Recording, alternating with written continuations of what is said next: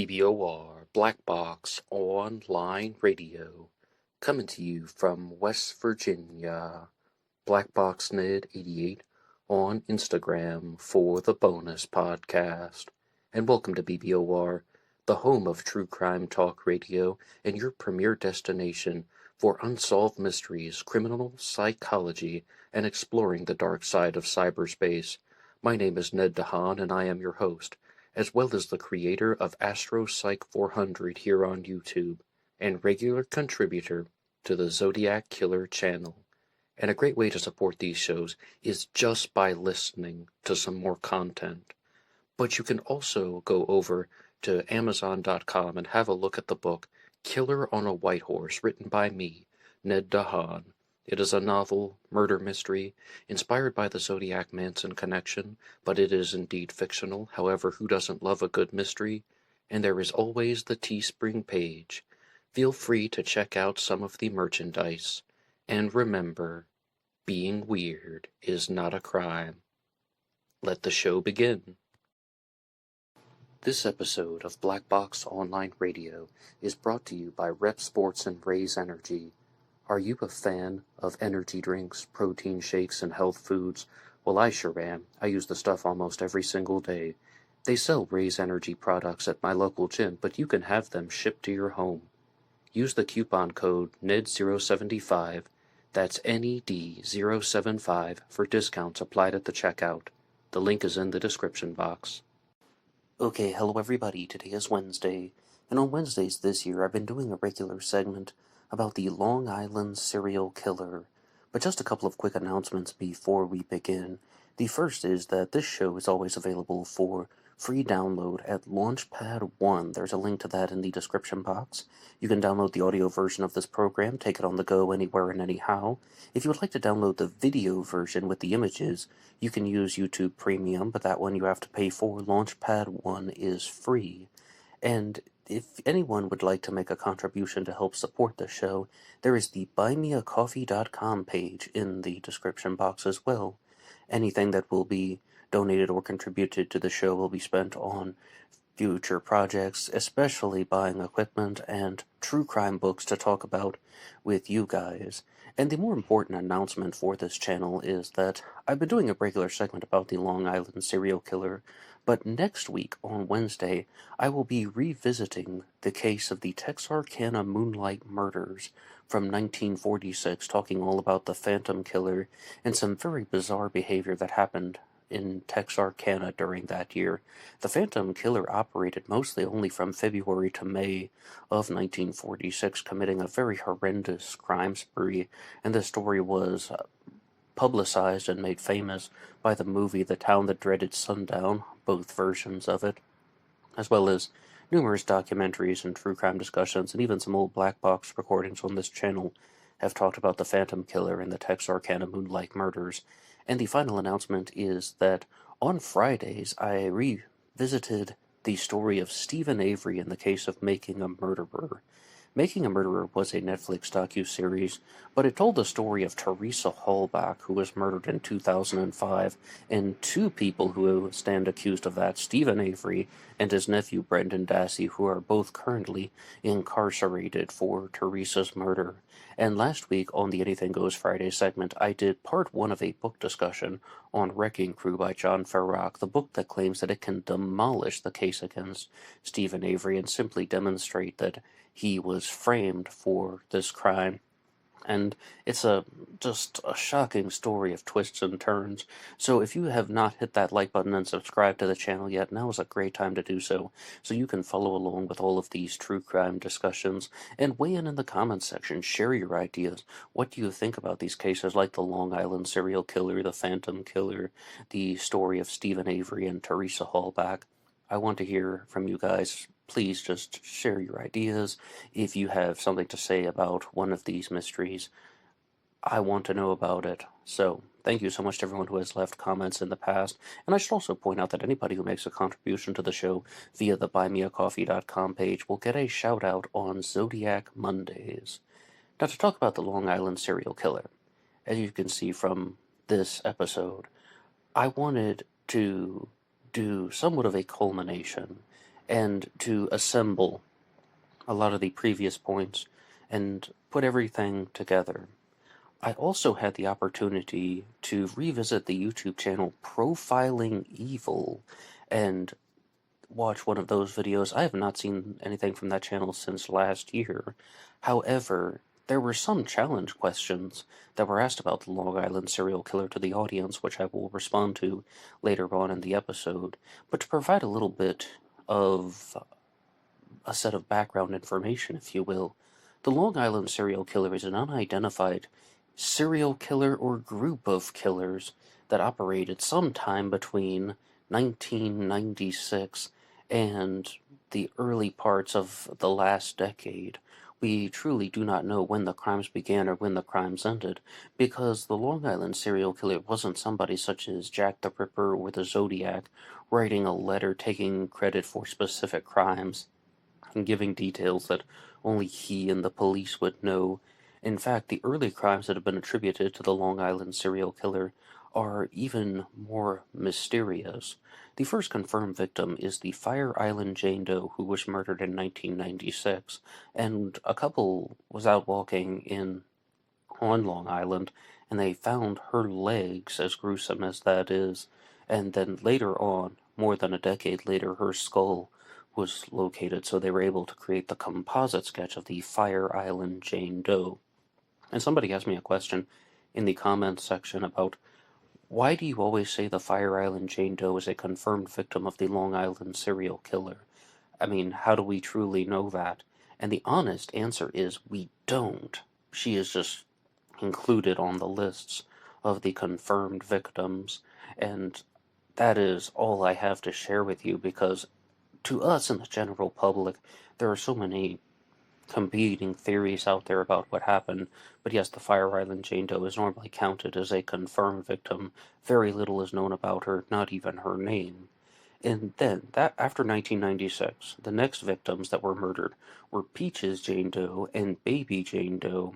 Peaches Jane Doe was murdered in 1997 along with her daughter, and Peaches was dismembered. They found mostly her torso, and there was a video that had been uploaded from CrimeCon that was discussing the Long Island serial killer case on YouTube, and they shared some observations about Peaches Jane Doe. Firstly, she is perhaps the only confirmed African American victim of the Long Island serial killer, and I think when I did the episode on her, I said that she could also possibly be a Latina, but I mean, you can be both African American and Latina, but the majority of the Long Island serial killer's victims were Caucasian. That was a rather interesting video from CrimeCon. It was about 10 minutes long, and they shared a couple points. Number one, that this killer is primarily targeting Caucasian white females. The second is that there was a set of jewelry that was found with Peaches Jane Doe, as well as with her daughter Baby Doe. And Peaches Jane Doe is indeed the mother of Baby Doe, but for the longest time they thought that Baby Doe was the daughter of Valerie Mack because she was buried, or not buried, but her remains had been discarded close by to Valerie Mack's remains, Jane Doe number 6, but somebody had gone through great lengths to separate Peaches Doe Baby Doe by at least 8 miles. So it's very confusing. But it's a really interesting detail that the only clothing or items that could be worn were the jewelry items that were left behind from Peaches Doe and her daughter. And there will be a few other exceptions to that. And also, they talked about how there is a belt that should be in evidence that has the letters on it that could possibly be an M and an H, or a W and an H. And they actually show that that is a very small piece of lettering that is on the tip of the belt. I thought that this was going to be something that was going to be wrapping around the waist.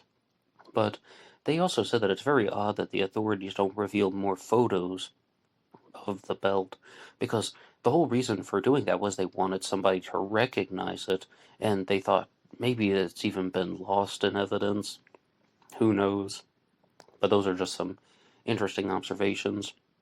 Okay, so that's in 1997. In the year 2000, the Long Island serial killer would murder the previously mentioned Valerie Mack. She was 24 years old, and for the longest time, Valerie Mack was unidentified. She was simply known as Manorville Jane Doe, and they did think that she was the mother of Baby Doe, but of course she is not.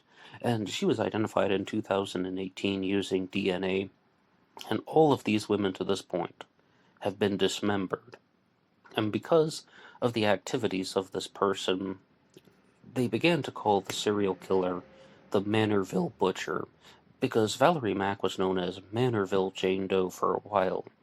But the Manorville Butcher really came into prominence because in 2003, 3 years later, the Manorville Butcher would attack Jessica Taylor, and she was 20 years old, and not only was she dismembered, but she had a tattoo on her body that was cut up, and then they knew very well that a serial killer was operating in the Manorville area.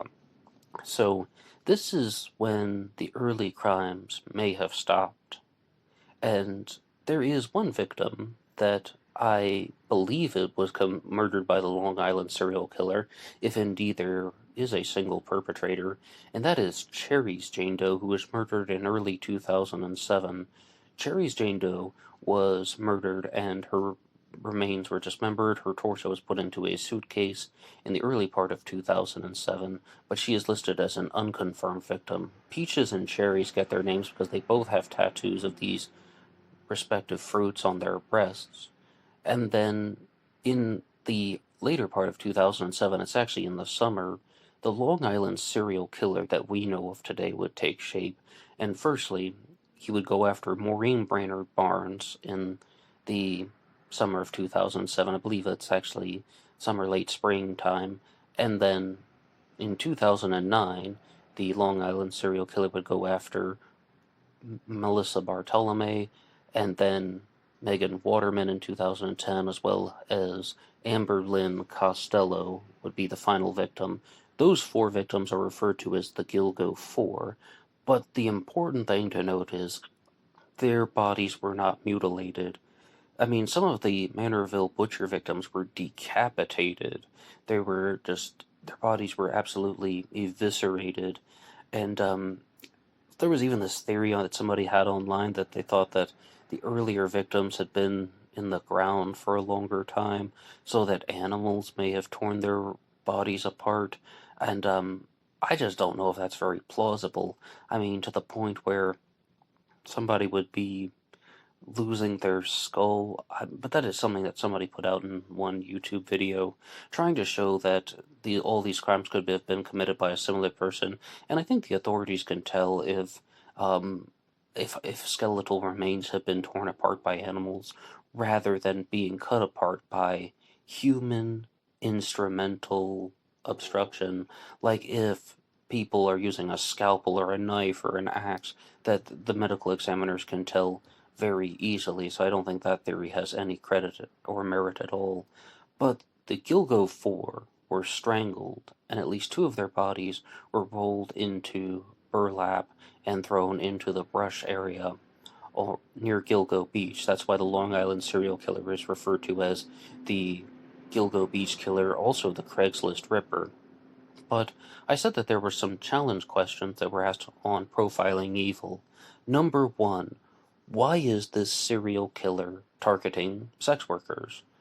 Most of these people were known to have worked in the sex trade, escorts, or prostitutes.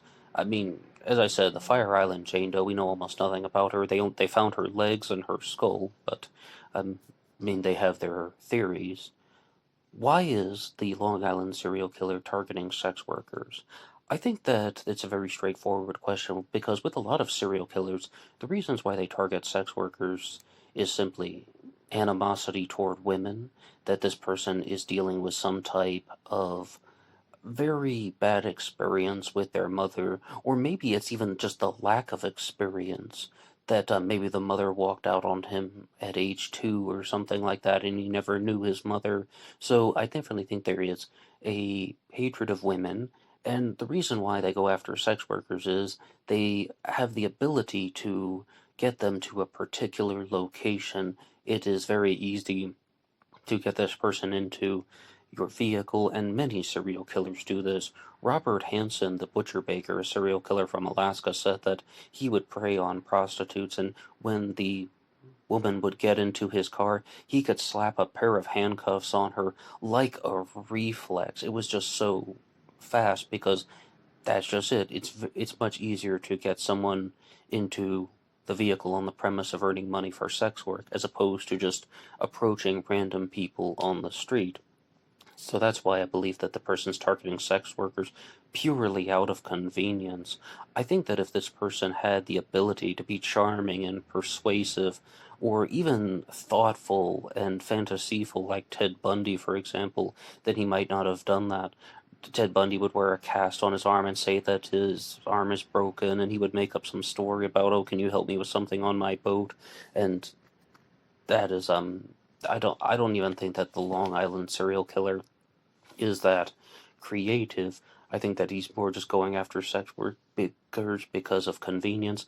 And I don't even really want to say this because I don't believe it 100%, but there are some people out there who believe that this type of activity, escorting and prostitution, is degrading to the human body, and they view them as inferior human beings. I don't believe that, but would somebody like the Long Island serial killer believe that?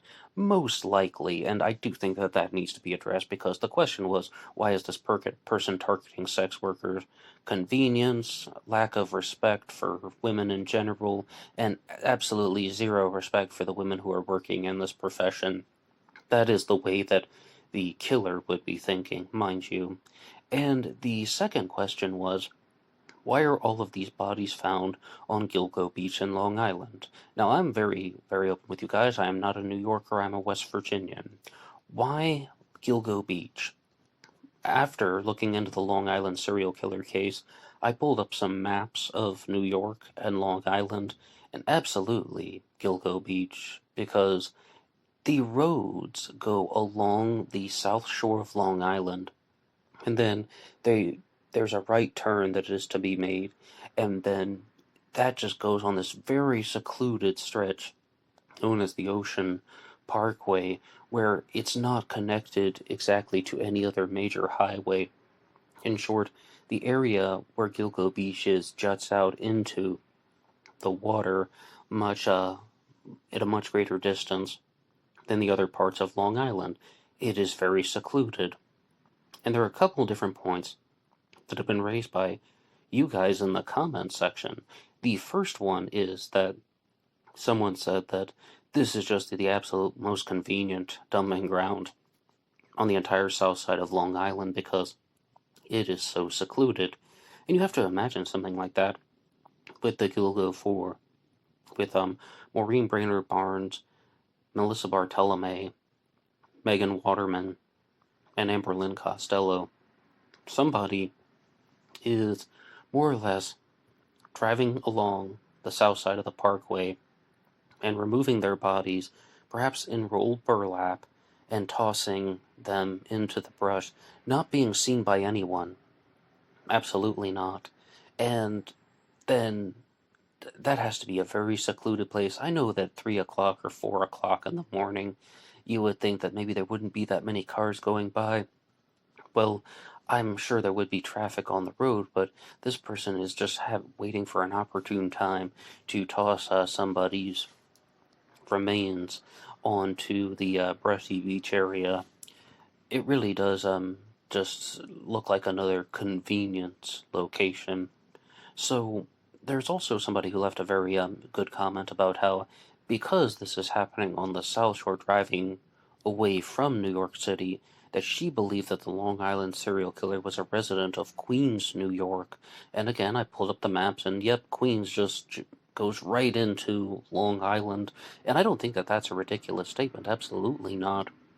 Because that would also suggest that a lot of these women are meeting people in the city. Not all of them, though. Not all of them.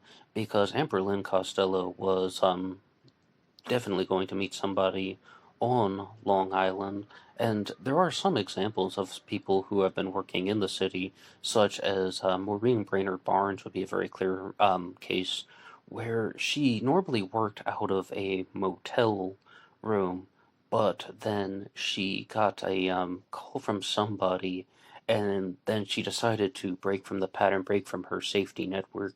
And I've been talking about this with you guys in the comments section. Why would somebody do that? And firstly, I just brought that up because she is in New York City. I believe that was at the Super 8 Hotel. But why would somebody deviate from that type of pattern? And you guys in the comment section were pointing out that this guy could be regular clients of all of these women, and the way that he gets them to secluded areas is by building up their trust and confidence, and maybe she has seen him 2 or 3 times, and then she's not afraid of him. That's why she's willing to go out, and he's offering her more money. And with Amber Lynn Costello, very precisely, they say that that's the reason why she went out with to see the Long Island serial killer. It was on the promise of earning a lot more money than she normally would have. But I also revisited the 48 Hours special that was done on the Long Island serial killer, and to the credit of Erin Moriarty, she's been all over this case. A lot of the detailed write-ups about the victims' families have come from CBS and from Erin Moriarty herself being involved in some way.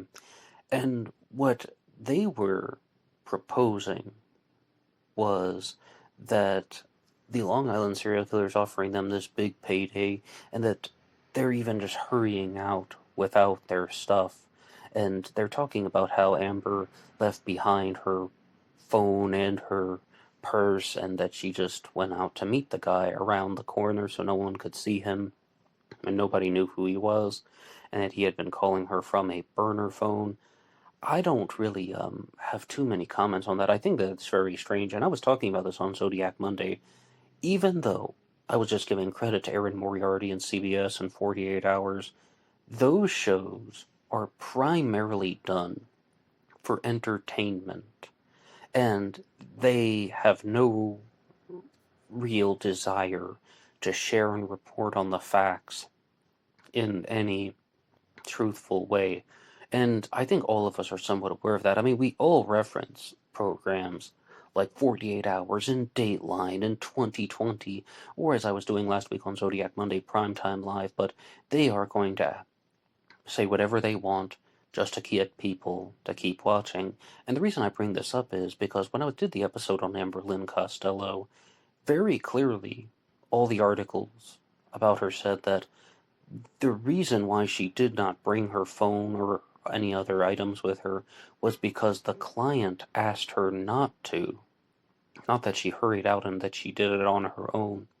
So there's some conflicting information there, and that would support what you guys said in the comments section, that she knew who this person was and that she trusted him and that he had seen her multiple times. Although here's a bit of counterbalance. A big challenge to that is that if she had seen him multiple times, then how come she has not mentioned anything about him? How come, if she's seen this person 3 times, not a single detail was shared to anyone? Oh yeah, he drives this color car, or that he lives in this house. I'm going to this place at over down by this street. So I think that a couple things are possible, and we have to remember this is still an unsolved case. But I also want to point out that CBS in 48 Hours brought up a very big challenge question of their own. They said it as a declarative statement, but I will form it into a challenge question. Did the Long Island serial killer continue to murder people after the discovery of the serial killer graveyard? Their answer to that was absolutely yes. Absolutely. Because they thought that they discovered all these bodies on Gilgo Beach. This person just simply would have changed their method, that this person is just going to continue to commit crimes until he is no longer able to do so. And I'm really on the fence about that, because from talking about a lot of true crime cases here on Black Box Online Radio, I've also stated very clearly that serial killers have heightened predatory instincts, and the biggest reason why serial killers stop killing is because either they have some type of injury to their body, or they feel that they cannot commit the crimes and get away with it. Predatory instincts. They are aware that it is now more difficult for me to commit the crimes, even if I want to. I'm not going to get away with it. I'm going to get caught. So I'm really on the fence about that. But let's look at some of the possible theories associated with the Long Island serial killer. The first one is that this person was only using Long Island as a serial killer dumping ground in the spring and the summer, and that there are reasons why, because he's a seasonal worker. Maybe works with the boats, maybe works with the greenery or something, or like gardening. Therefore, he doesn't have to be on Long Island all the time, so he can go after women only when he is there. And Classic Chevy Cat brought up something in the comments section that is it possible that there is a single killer who deviated from the pattern of mutilating and dismembering the victims because he lost the particular house or vehicle that he was using? Maybe he had like a garage with a sink in it, and then he no longer had that residence, so he still wanted to keep committing the crimes. So he began strangling the victims in 2007 and then discarding their remains on Gilgo Beach. And also, I need to say something about one possible Long Island serial killer victim, and her name is Shannon Gilbert. She disappeared in between the murders of Melissa Bartolome and Megan Waterman. And Shannon Gilbert is perhaps the most famous person associated with this case, although the authorities absolutely do not believe that she was killed by the Long Island serial killer. I also do not believe that she was killed by the Long Island serial killer. And I think that this is so confusing because it was Tyler Grover who pointed this out in the comments section that, well, what are the odds that there's this serial killer graveyard at Gilgo Beach, and that Shannon Gilbert, also someone who is an escort, also someone who is working in a similar profession, just runs away from a client and just somehow ends up dead across the road from a serial killer graveyard that is full of people who have the same job and who have been murdered under very similar circumstances. How could she not be a victim of the Long Island serial killer? And I think that the answer to that is just, it could be a very huge coincidence. It could be that many people at Gilgo Beach or Oak Beach, the community that Shannon was in was Oak Beach, many people there are using escorts rather frequently. It's not that far from New York City.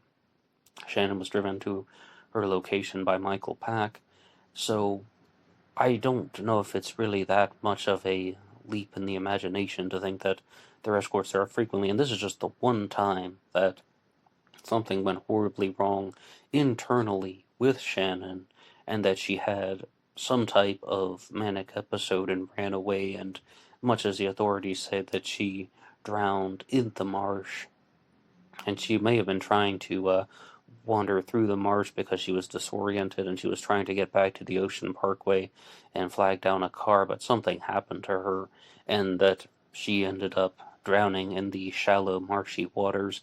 That is just guesswork on my part, but they did a lot of that on CBS 48 Hours as well. They were speculating a lot about what could have driven Shannon to her demise.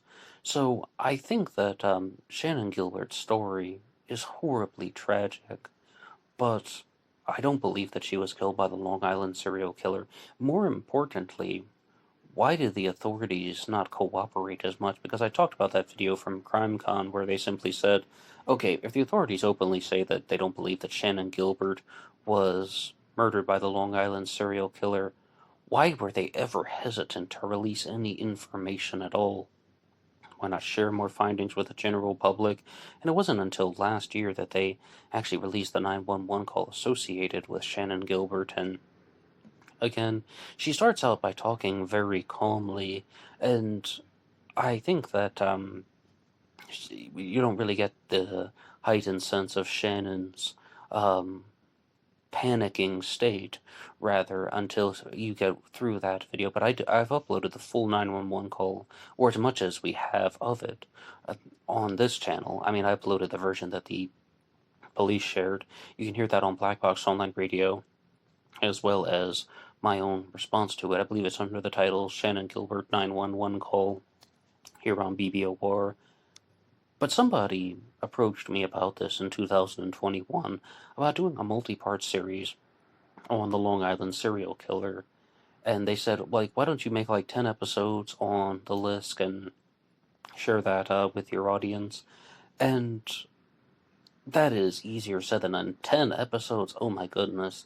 Because it took 3 episodes last year just to get under the surface, like just to cover the story of Shannon Gilbert, because it is so twisted and confusing. And as I said, I ultimately came to the conclusion that I don't believe Shannon was murdered by the Long Island serial killer, and that her death was a tragedy, but an unconnected tragedy all the same. I also do not believe that Joe Brewer was the Long Island serial killer.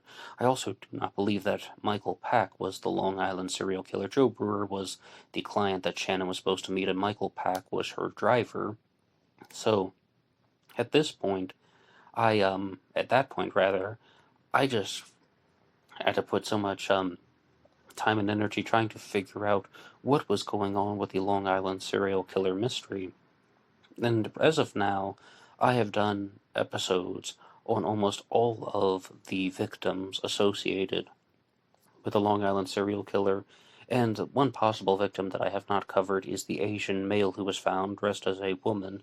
Perhaps I can do an episode on him in the future, but if you go through the Long Island serial killer playlist on this channel, I can share everything with you, and I have done the episodes on the Fire Island Jane Doe, Peaches Jane Doe, Valerie Mack, Jessica Taylor, Cherry's Jane Doe, Maureen Brainerd Barnes, Melissa Bartolome, Megan Waterman, and Amber Lynn Costello.